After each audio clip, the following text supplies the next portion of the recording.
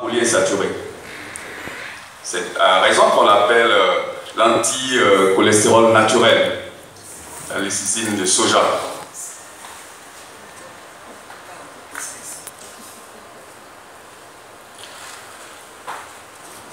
Nous revenons encore sur les phospholipides, mais plus particulièrement sur la phosphatidine choline. Sur la phosphatidine choline, parce qu'il y a aussi la phosphatidine sérine, qui est un phospholipide. Mais dans Epacol, c'est plutôt la phosphatidine choline qui est utilisée, qui est naturellement produite par le foie, qui est important dans la constitution de la bile, dans laquelle elle émulsionne les graisses présentes dans le duodénum. En effet, elle permet la dissolution des graisses dans l'eau contenant les enzymes nécessaires à sa digestion. Elle est aussi nécessaire, en plus des sels biliaires, pour empêcher les gouttelettes lipidiques de s'agglutiner. Donc, en tant que phospholipide, elle participe à la membrane des cellules et sert à préserver leur viscoélasticité. Alors, encore des diapos en arrière, on a vu l'intérêt, la situation donc, des phospholipides au niveau des membranes des cellules. Et là, on comprend encore mieux qu'elle participe non seulement à la membrane, mais préserve la viscoélasticité des membranes. Et le rôle d'Epacol, donc protection des cellules hépatiques contre les dommages causés par les radicaux libres et autres infiltrations liquides hépatiques, la réparation des inflammations des cellules hépatiques, sans création de cellules fibreuses, préservant ainsi donc les fonctions hépatiques, la reconstitution des membranes normales des cellules hépatiques endommagées, empêchant ainsi une évolution vers la cirrhose, et aider le foie à assurer ses fonctions métaboliques en lui apportant les vitamines nécessaires à cet effet. Alors, pour revenir donc sur la composition d'Epacol, il est fait de 300 mg de lécithine qui intervient donc dans la structure de la membrane des cellules du foie, mais en plus, Epacol apporte des vitamines nécessaires aux fonctions du foie. Alors cette nouvelle approche de la prise en charge du foie est vraiment d'actualité. C'est pourquoi nous avons voulu échanger là-dessus. Et voilà les modes d'action, il y en a 4 pour le foie sain, l'intérêt donc des phospholipides, dans l'accumulation aussi des graisses et les stéatohépatiques, et l'évolution vers la cirrhose. Pour le foie sain, donc, l'intérêt d'Epacol sera d'aider le foie à assurer ses fonctions métaboliques en lui apportant les vitamines nécessaires à cet effet.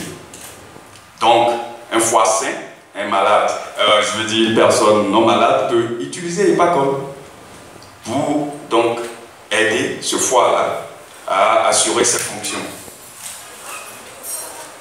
Face à une stéatose, la composition d'Epacol est importante. Parce que là, vous avez le zinc, vous avez le sélénium et en plus les phospholipides. Pour protéger donc les cellules hépatiques contre les dommages causés par les radicaux libres et autres infiltrations liquides hépatiques. Donc, dans les stéatoses, voici l'intérêt des phospholipides, mais plus particulièrement l'intérêt d'Epacol, qui, en plus des phospholipides, a des éléments importants pour les fonctions, rétablir donc le foie dans ses fonctions. Les stéatohépatiques, la composition d'Epacol encore avec les phospholipides participe à la réparation des inflammations des cellules hépatiques sans création de cellules fibreuses. Ainsi donc, on pourra donc préserver le foie de tout ce qui attaque de radicaux libres et permettre une fonction hépatique plus importante. Évolution vers la cirrhose. Une fois encore, nous insistons sur les phospholipides. Le thème, c'est phospholipides et foie. Donc, nous sommes en train de montrer que dans tout ce qui est pathologie du foie, les phospholipides ont une importance capitale. C'est une nouvelle approche nous sommes tous habitués aux anciennes formulations des hépatoprotecteurs ou hépatotracteurs. Mais aujourd'hui, l'innovation, c'est l'utilisation, l'intérêt, l'importance des phospholipides essentiels dans la prise en charge, j'aurais dit, d'un foie malade, mais aussi un foie sain. Et donc, reconstitution des membranes normales des cellules hépatiques endommagées, empêchant ainsi une évolution vers la cirrhose. Évidemment, une cellule meurt initialement par la destruction de sa membrane, donc une membrane restaurée dans ses fonctions, c'est sauvegarder la vie de la cellule. Et pour le foie, donc, empêcher que le foie aille vers des complications comme la cirrhose.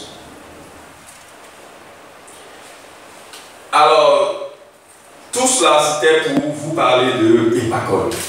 Je ne crois pas, heureusement que vous êtes des éminents pharmaciens et médecins là, qu'il puisse exister beaucoup de formulations comme ça, avec phospholipides dans la prise en charge des pathologies du foie.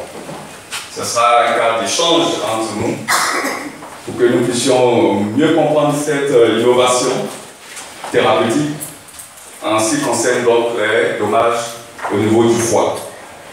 Hépacol, donc, c'est une gélule 1 à 2 fois par jour. Et sa composition faite de phospholipides, mais plus particulièrement de phosphatidylcholine. C'est aussi important, nous avons commencé par parler des phospholipides.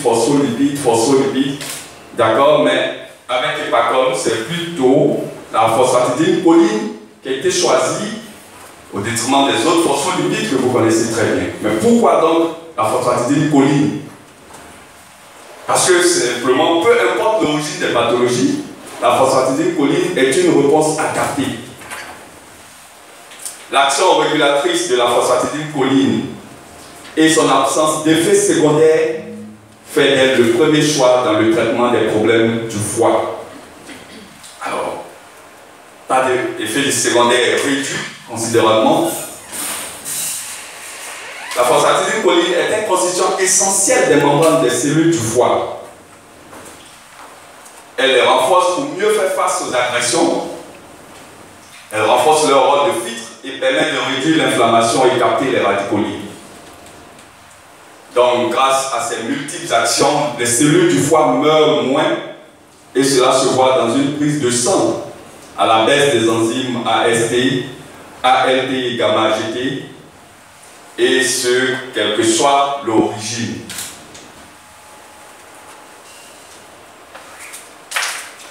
Hépacol, la réponse, c'est l'utilisation de la phosphatidylcholine, constituant essentiel des membranes du foie, on l'a vu tout à l'heure. Et une action, c'est restaurer cette membrane-là, ou ces membranes du foie-là, et diminuer au maximum l'inflammation.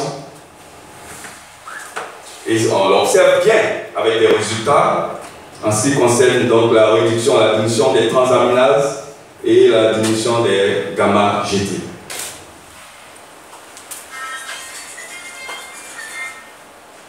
Pourquoi utiliser la phosphatidylcholine maintenant pour traiter le foie?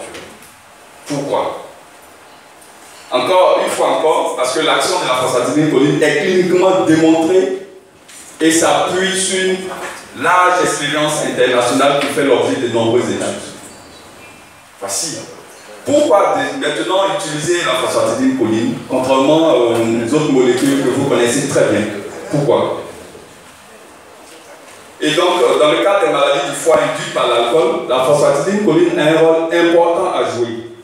Comme vu dans la partie problématique, un abus d'alcool fait apparaître des métabolites qui sont dangereux pour le foie et qui vont mener à une stéatose à cause de leur action sur les cellules et le cycle de régulation du cholestérol. Plusieurs études ont été menées sur l'effet de la phosphatidylcholine sur un foie atteint de stéatose alcoolique. Alors, dans une première étude sur une quarantaine de patients souffrant de stéatose alcoolique, une prise de 1800 mg de phospholipides par jour a permis une réduction significative des AST et ALT.